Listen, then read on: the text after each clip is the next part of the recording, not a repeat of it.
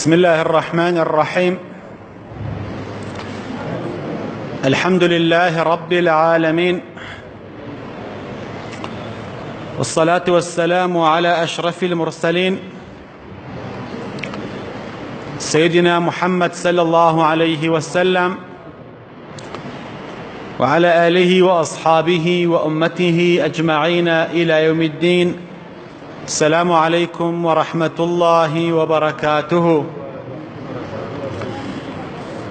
لخوا بارموا طاعة عبادتي همولا يكمان قبولك إن شاء الله. داوى لخوا دكم زحمته ما نبون ما نبوبك برحمة لقيامتها إن شاء الله. لكوتا وتاري باسي مصير إنسان ومستقبل إنسان ومردن عالمي برزخ وعالمي أرواح دا باسي حالي إنساني خراب كار دكين لبرزخ دا. برزخ واتبيني دنيا وقيامت، لنيوان دنيا وقيامتها أو شوينة بي وتري برزخ عالمي أرواح مستقبلي مروف إنساني واهي دلي خوي خوشكا دلي رنگ خانوم هبي فيلام هبي كومبانيام هبي باخم هبي مستقبليكم هيا بلام أوي راستي بي مستقبلي حقيقي داهاتوی حقیقی ئەمە یەک ئینسان ئاگای لە مستەقبەلی خۆی بێ لە بەرزەخە لە ناو قەبرە دۆڕاو نەبێت. ئیبراهیم على نبينا وعليه الصلاة والسلام ئەم دوعایە دەکرد، ئەم دوعایە زۆرە کرد، ولا تخزني يوم يبعثون لا حول ولا قوة إلا بالله. خوايا سرشور منكي رنگ زرد منكي خجالت منكي لروجي زندوبون ودا. خجالتي حقيقي أوي إنسان أوهموا أنبياء وأولياء صالحين وصديقين وبياو شاك أنا أبينيت أمش لدنيا دا خلقي بكسكي شاك ينزاني و ظاهرا چاک بووە بەڵام ناوەخنی ناوەوەی گەنیوە لە ڕۆژی قیامەتە ڕووی نییە سەر بەرزکاتەوە. ئەوە خەجاڵەتمەندیە. بۆیە پێغەمبەر صلی الله عليه وسلم فەرمووی ئینسانی بێباوەڕ، ئینسانی خراپکار کاتێ ئەیخەنە ناو قەبرەوە کە چووە ناو قەبرەکەوە ئەو ڕۆحەی هاتەوە ناو قەبرەکە، ئەو قەبرە و ئەو گۆڕە پێی ئەڵێ ئەی فڵانە کەسی کوڕی فڵانە کەس لەقەد كنت أسوأ خلق الله إلي وأبغض خلق الله إلي. سوێند بەخوا تۆ خراپترین کەس بووی بەلای منەوە، زۆر ڕقم لێت بووە کاتێ لەسەر پشتم بووی، کاتێ لەسەر پشتم بوویت زۆر ڕقم لێت بووە. بۆ چونکە لەسەر پشتی زەوی گوناحی کردووە، ئەم زەویە شت تۆمارەکات. يومئذ تحدث أخبارها. ڕۆژێک گێ زەوی هەرچی لەسەری تۆمار ئەکرێت و ئەنجامەدرێ ئەیگێڕێتەوە. يومئذ تحدث أخبارها. چكاتي إذا زلزلت الأرض زلزالها. كاتي الزوي لريوا وأخرجت الأرض أثقالها. أويلنا الزوي أبو زوي فريدا دروا ألو كاتيا لسر الزوية تشيمان كردوا زوي أيجيرتوا. استا علم كشفي كردوا هاتشي ميموريو سيديو شريتي فيديو كاسيت هي همي مادەکەی زەویە لە خاک دروست بووە، هەمووی مادەکەی خاکە، شت خەزنەکە زەوی شت خەزنەکە. ئەی ئینسانی ئیماندار، بۆیە پێغەمبەر صلی الله عليه وسلم عادەتی وابوو شوێن نوێژەکانی ئەگۆڕی نوێژی فەردی لەویا ئەکرد سنەتی لەویا ئەکرد ئەمە بۆ ئەوەیە کە زەویەکە شایدی بۆ بدا کە سوجدەی لەسەر براوە ئەو قەبرەش بەو کەسە خراپکارە ئەڵێ لەسەر پشتم بووی زۆر ڕقم لێو بوو ئێستا هاتوویتە بەردەمم ئای چیت لێ یەکەم ئەفەرمێ لەو کاتەیە پێغەمبەر صلی الله علیه وسلم ئەفەرمێ لەو کاتەیە گۆڕەکەی دێتەوە یەک گۆڕەفشارەکرێ ئەو زەویە ئێتەوە یەک ئەو قەبرە ئەو مردووە ئەگووشرێ ئێسقانەکان و پەراسوەکانی ئەچن بەلای یەکە ئەچن بەناو یەکە ئەگووشرێت و ورد و هان ئەبن هاوارێ ئەکا ناڵێ ئەکا هەرچی مەخلووقی سەر ئەرز هەیە گوێی لەو ناڵە و لەو هاوارکردنەوەیە إلا الثقلان إلا إنسان جنوك نبيت أجا إنسان جنوك أو هاوارين أو قرب بيس للصعق أو زندقيان أغوات أتوقن خويا بيناجيريت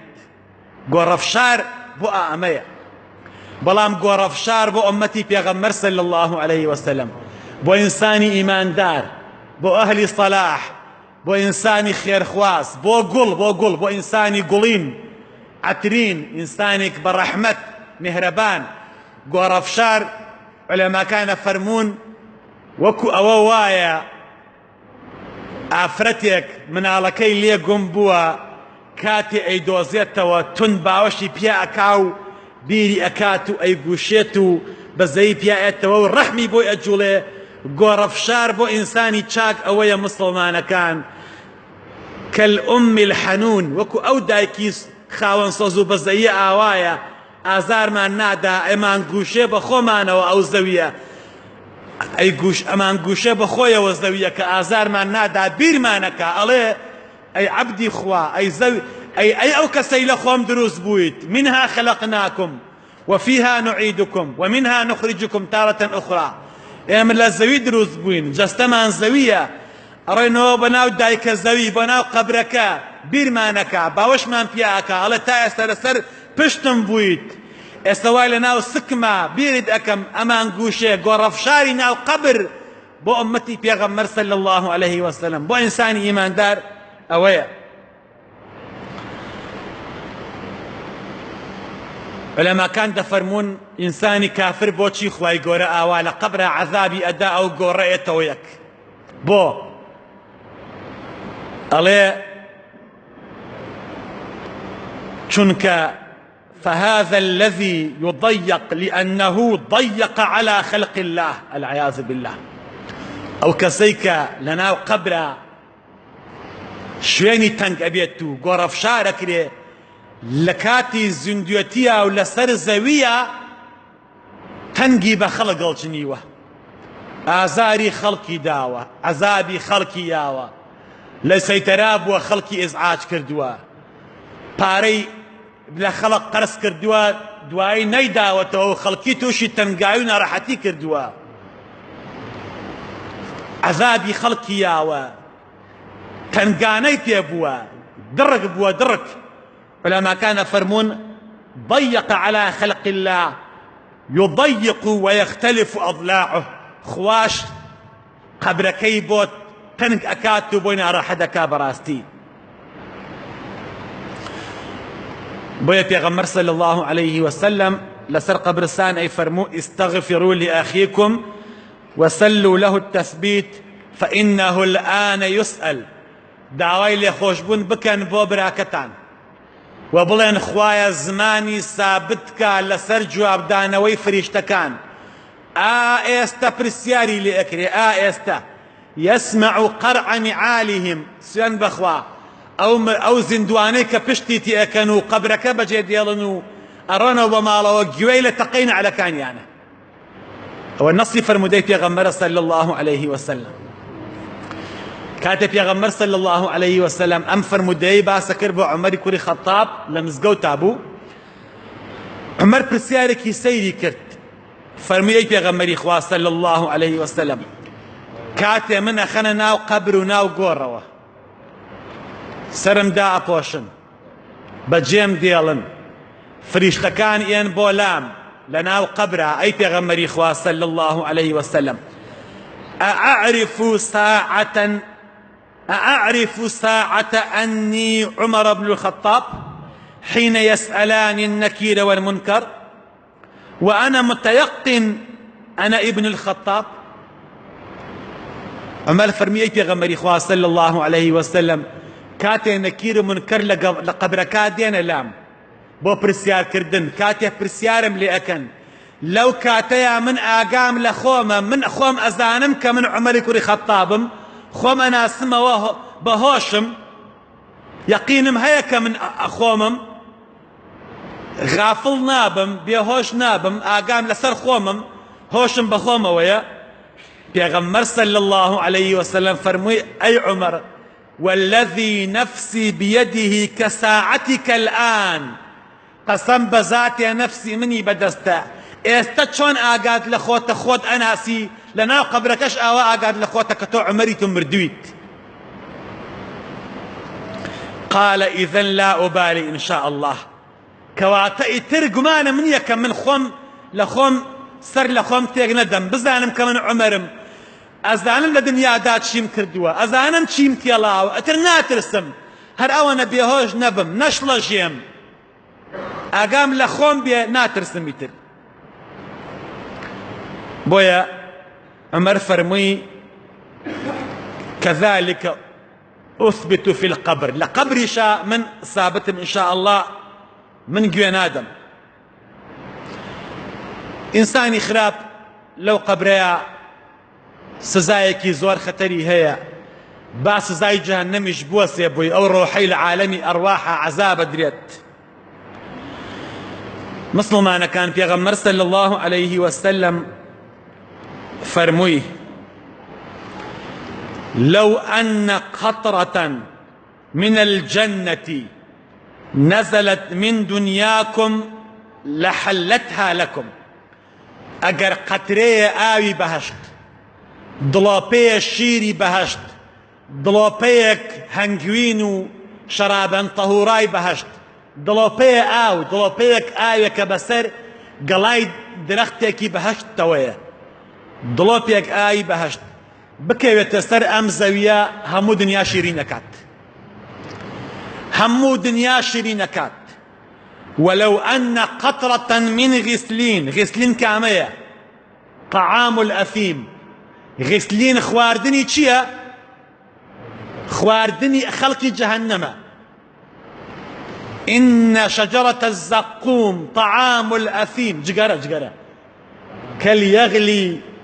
كالمغلي يغلي في البطون كغلي الحميم أفرمي غسلين قطري غسلين كخواردني أهل جهنم دارك بكويت سرزوي نزلت في الدنيا لخبثتها عليكم جياني هم الدنيا تالكات خوشي لسر أرزانايم يعني قطريك ضلوتيك آوي جهنم خوابنا من بعض وفرمي ولو أن جهنميا بقرا مسلمان ولو أن جهنميا العياذ بالله خوابنا ما بال جهنم إما بويا عبادتكين خوا فرستين بو أوي خواي قورا لجهنم دون ما نخاتوا بويا بروجو أبين بو أوي حفتاصا لجهنم دور بين إن شاء الله پیغمبر فرمي صلى الله عليه وسلم ولو أن جهنميا أجر كسيكي جهنمي خرج إلى الدنيا لبيت الدنيا كسيكي جهنمي لجهنم دري بيانا بيت الدنيا ولماتوا من نتن رائحته هرچی خلقی دنیا امرن بهوی پیسی بونی او جهنمية او اند بوني پیسه لأن حياته كلها منتنة چونك جياني همي بوغن بوا پیس بوا درق بوا درق قرق بوا لبيستي مرة بويا براستي بزانين ايما كام جيان هلا بجيرين جياني يكم يا جياني دوهم آيا أو كسيئة لامان عمل كمان عملي صالحة كروي خوشة لقلمان يا عمل خرافكيو رقي اليمان أو عذاب درين لبرزخا أما مصيري إنسان بو مسلمان إن شاء الله إما أو بشهلا بجيرين کە پێشتر باسمان کرد کە ئێمە ئینشاءالله ئەهلی صلاحین، ئەهلی چاکەین، ئەهلی جمع و جەماعەتین، ئەهلی طاعەتین، ئەهلی ڕۆژووین، ئەهلی تەراویحین، ئەهلی دوعاین، ئەهلی ذیکرین. ئێمە ئەوەمان پێخۆشە ئومەتی پێغەمبەرین صلى الله عليه وسلم. خوای گەورە بە ئومەتی پێغەمبەر حەسێبمان کە، خوای لە گوناهمان خۆش بیت، خوای ڕەحممان پێ بکەیت، خوای ئیمانمان سەلامەت بکەیت، خوای ئیسلاحی حاڵمان بکەیت، خوای دوعاکانمان گیرا بکەیت، خوای شیفای نەخۆشەکانمان بەی، خوای شیفای نەخۆشەکانمان بەی. هەر کەسێک نەخۆشە و داماوە و زەلیلە، خوای لەبەر خاتری ئیسمی عەظەمی خۆت خوای شیفای بەی. خوای گیان وڵاتمان ئاوەدان بکەیتەوە، وڵاتمان لە هەموو خراپەکارێ بپارێزی، خوای هەرزانی خێتە وڵاتمانەوە، خوای ڕزق و ڕۆزی حەڵالمان بەنسیب بکەی، خوای محتاجی حراممان نەکەی، ئەوەی هەژارە خوای دۆڵەمەندی کەی، ئەوەی دۆڵەمەندە خوای ڕزقی زیاد بکەی، ئەوەی چاکە خوای چاکی بۆ کەی، ئەوەی خراپە خوای چاکی بکەی، ئەگەر چاک نابێ خوا لە ناوی بەری، خوای بە ئیسلامەتی بمانژێنی، بە ئیسلامەتی بمانبرێنی، خوای بەر شەفاعەتی پێغەمبەرمان خەی. والسلام عليكم ورحمة الله وبركاته. اجمعين إن شاء الله.